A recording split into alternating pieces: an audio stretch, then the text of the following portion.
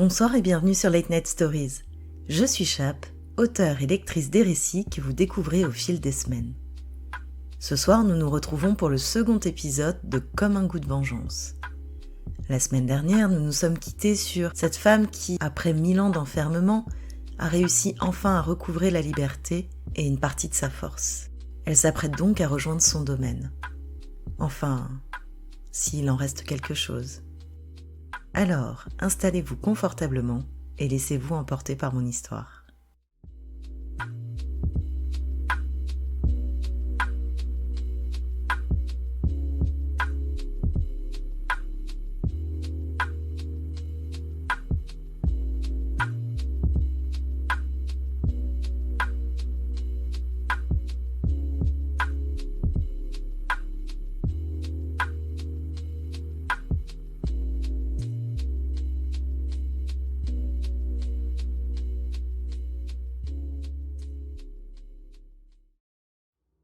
Enfin, mes pieds foulent le sol de la plage. Le sable roule sous mes pas et la lune continue de me guider. Elle semble encore haute. Je n'ai pas à craindre l'aube. Je soupire. Si seulement je n'avais pas perdu tant de pouvoir pendant mon sommeil.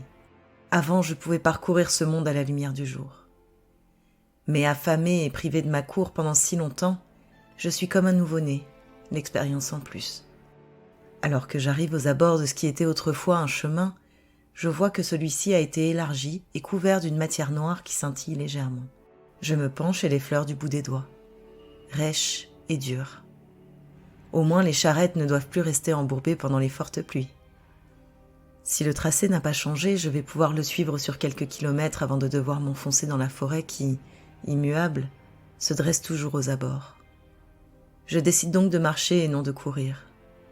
Bien sûr, je suis suffisamment forte et rapide pour distancer n'importe quel humain, mais je ne veux pas gaspiller inutilement le peu d'énergie que m'a procuré le pêcheur. Mon appétit est immense, mais au moins je peux fonctionner normalement. La nuit devant moi, je m'avance sur la voie d'un noir d'encre. Tout est calme, et au bout de quelques kilomètres, je me tiens devant ce qui aurait dû être un large chemin s'enfonçant dans les bois. Ce qui était un lieu de passage chargé de richesses et d'une foule bigarrée n'est plus qu'un vague sentier mal entretenu. Je me souviens encore de la foule qui se pressait pour obtenir mes faveurs ou participer à l'un de mes banquets. Des nobles, des marchands aisés, des artistes, prêts à m'offrir leur fortune ou leur vie pour s'enivrer de mon obscur baiser et de celui de mon entourage. Tous ne rentraient pas chez eux, bien sûr. Certains se laissaient un peu trop emporter par l'appel du sang. Les autres partaient avec le souvenir vague mais puissant d'une nuit de plaisir comme jamais ils n'en avaient vécu. Alors ils revenaient, les bras toujours plus chargés de cadeaux, les veines battantes. Je suis tirée de mes pensées par un bruit sourd, un grondement qui ne cesse de se rapprocher, de s'intensifier. Un peu comme la barque, mais plus puissant. Je lève la tête. Une forte lumière m'éblouit. Je recule sous le couvert des arbres et observe. Une espèce de carriole couverte me dépasse, mais pas le moindre cheval n'est visible. À son bord, une femme chante à tue-tête ce qui semble être une chanson. Mais je ne reconnais pas l'artiste. L'ensemble est bruyant, et l'odeur qui s'en dégage est répugnante. Je plisse le nez. La modernité serait donc assourdissante et puante ? Je secoue la tête. Les humains ont toujours été ingénieux, mais ils manquent bien souvent de raffinement. Sans m'attarder plus longtemps, je m'enfonce dans la forêt en direction de mon domaine. Qu'est-ce qui peut bien m'attendre là-bas ? Tout est si différent. Le chemin sinueux rend ma progression plus lente que je ne l'aimerais. Les ronces et les branchages s'accrochent à ma robe, à mes cheveux, écorchent mes mains et parfois même mon visage. Mais je m'en moque. À peine ouverte, ma peau se referme d'elle-même. Tout mon être est tendu vers ma destination. Je n'en peux plus de cette attente et pourtant, je ne fais toujours pas appel à mes dons pour arriver plus rapidement. Quelque chose me retient. Pas seulement mon envie de préserver mes pouvoirs, non. Quelque chose de plus profond qui me tord le ventre. Qu'est-ce qui m'attend au bout de ce chemin ? Les ruines de ce qui fut ma vie trônent-elles toujours au flanc des montagnes ? Tout a-t-il disparu ? Quelqu'un a-t-il protégé ce qui me revient en espérant mon retour ? À cette pensée, mon esprit me renvoie l'image d'Andrei, ce serveur dévoué qui m'a accompagné pendant des siècles. Je nous revois traversant nos terres, récoltant notre dû, marchandant dans les villes alentours, punissant les personnes qui osaient défier mon autorité. Une fine lame à la langue tout aussi acérée. Ses traits aigus et son regard perçant et inquisiteur me reviennent. Un homme qui pouvait se montrer parfois inflexible et qui pourtant était d'une loyauté et d'une douceur incomparables à mon égard. Un sourire m'échappe presque malgré moi quand je repense aux nuits passées à débattre au coin du feu ou jouer aux divers jeux à la mode des époques que nous avons traversées. Il était là en premier, bien avant que je trouve Dragos, et, si mes espoirs sont fondés, après lui aussi. Telle une ombre dont on ne saurait se séparer, le souvenir d'Andrei m'accompagne et je ne vois plus le temps défiler. Au bout de quelques instants, j'aperçois au détour d'un arbuste un rocher familier, légèrement érodé mais bien reconnaissable. Au moins, certaines choses restent immuables. Malgré ma réticence, ma foulée se fait plus grande, plus vive. J'écarte impatiemment les feuillages qui me barrent la route et enfin je vois une percée dans l'épais bosquet. Je déboule presque en courant dans la clairière et me fige. Le spectacle face à moi me laisse sans voix. Ce qui avait été ma demeure pendant tant de temps n'était aujourd'hui plus que ruine et gravat.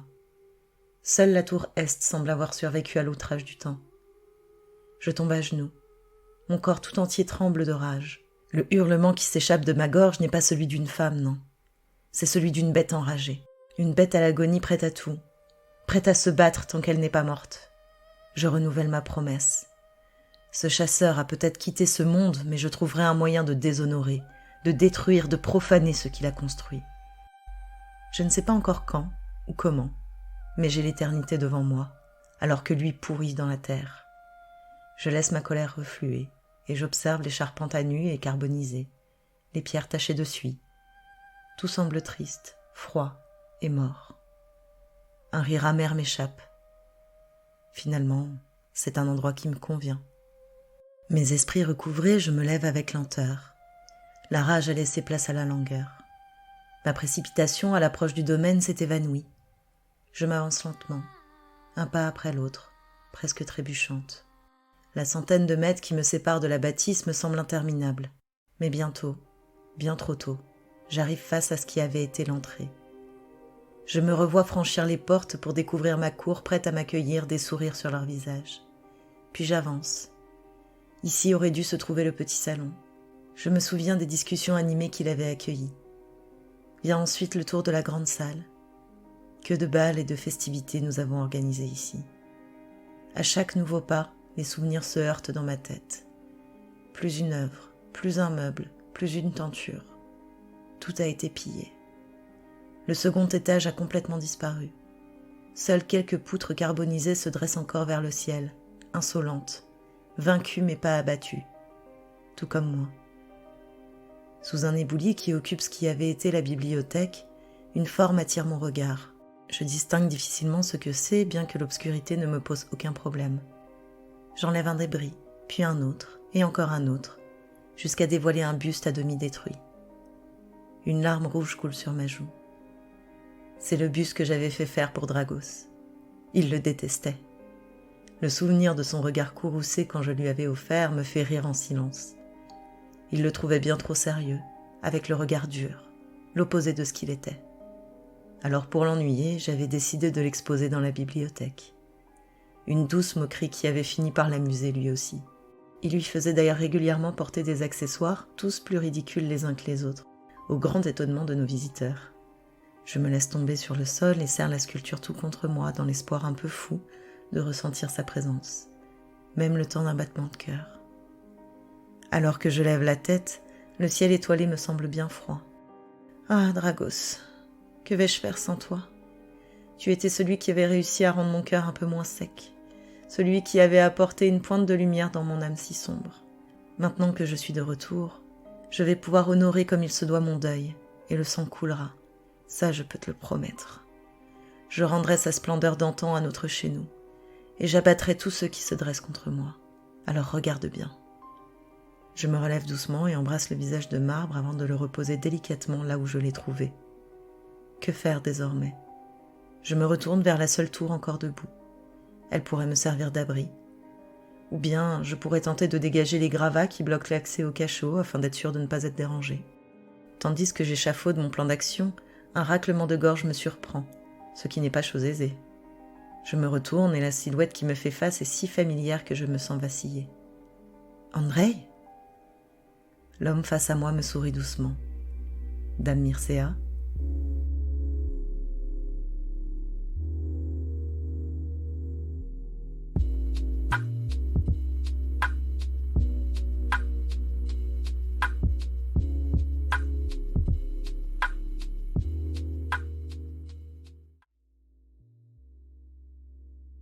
Et voilà, on a découvert finalement que cette mystérieuse vampire s'appelle Mircea, mais aussi qu'Andrei a survécu. Il pourrait même se révéler un allié de choix, puisqu'il a vécu dans la modernité, et qu'elle a tout à apprendre. Alors, si vous voulez connaître la suite de son histoire, je vous invite à me retrouver vendredi 2 juin à 23h. Et pour ne rien manquer de l'actualité du podcast, vous pouvez comme toujours me suivre sur Spotify, Google Podcast et Instagram. Les détails sont dans la description de l'épisode. En attendant de se retrouver, je vous souhaite une bonne nuit et à très bientôt sur Late Night Stories.